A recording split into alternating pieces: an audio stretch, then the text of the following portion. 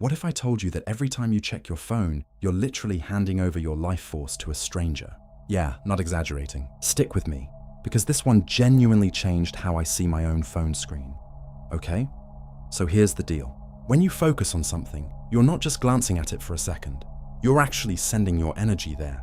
The stuff that powers your thoughts, your mood, your actions. It flows straight to whatever you're looking at. That's why people call attention a currency. Because whatever you spend it on literally shapes the life you end up living. And here's the part that's honestly a little unsettling.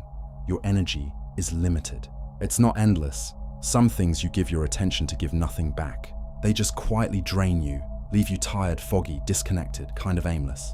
And here's what I think. The moment you notice this exchange happening, that's the moment you actually start getting your power back. Now, we're living in a time built specifically to steal this from you.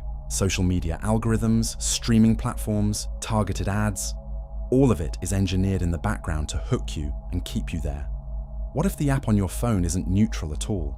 What if it was built by people whose entire job is figuring out how to take your attention and never give it back? The more time you burn on this stuff, the more scattered and exhausted you feel. Because you're pouring energy into systems designed to take, not give. And that's exactly why you can spend 3 hours online and somehow feel more empty afterward, not less. But here's the flip side. When you actually choose where your focus goes, you take the wheel back.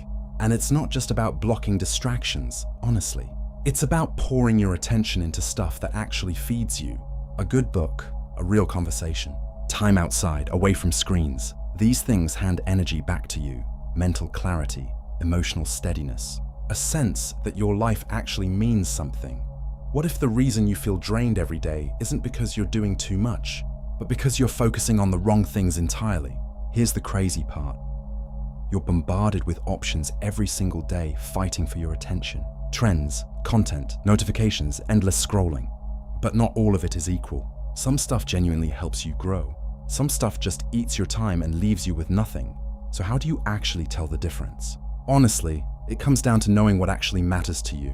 What are you trying to build? What do you actually want? Without answering that, you'll keep falling into mindless habits without even realizing it. But once you get clear on that, you can start lining your attention up with the stuff that actually supports where you're trying to go. Every hour you spend reading, talking, scrolling is either building the life you want or quietly working against it. Here's something people don't talk about enough. What you choose not to focus on is just as powerful as what you do focus on. Every time you tune out the noise, you're literally reclaiming energy and time for something bigger. This isn't about silencing everything.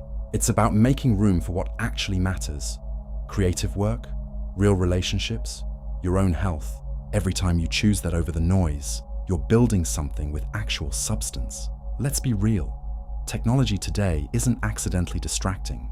It's built that way on purpose. Every buzz, every notification, every autoplay, engineered to exploit your brain's craving for stimulation.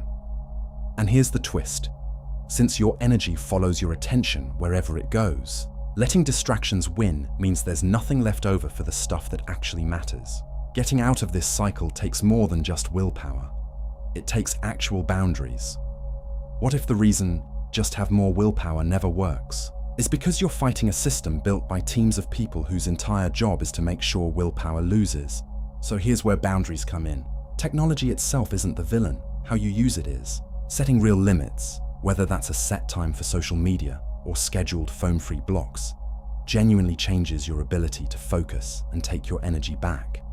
And once you create that space, you naturally start putting your attention into stuff that actually enriches you instead of just numbing you out. Beyond boundaries, you also need habits that pull you back into the present. Meditation, time in nature, just sitting in silence. These act like anchors.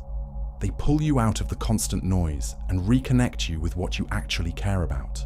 Do this enough, and your brain literally trains itself to resist getting pulled around by every ping and notification. Here's the thing though, escaping distraction is just step one. To actually keep your focus long-term, you need structure. Without it, you'll slide right back into old patterns. Start small. A morning routine can set the whole tone for your day. Meditation, movement, journaling, whatever anchors you before the world starts pulling at your attention. Over time, these little routines become a buffer, quietly protecting your energy from getting hijacked. And honestly, your environment matters just as much. The people around you, the spaces you spend time in, even what you're eating, all of it either supports your focus or sabotages it. Surround yourself with stuff that supports clarity, and you build a life that naturally protects your attention instead of constantly fighting for it. Here's what I think is the real takeaway. Your attention might genuinely be your greatest asset. When you control where it goes, you control the direction your whole life takes. It's easy to let outside noise dictate that for you, but the second you become mindful of your choices, you take that power back. This isn't just about productivity either. It touches your relationships, your health, your entire sense of purpose. Pay real attention to someone, and that connection deepens. Give real attention to your own well-being, and your whole life shifts with it. What if the quality of your entire life comes down to nothing more than where you decide to put your focus today?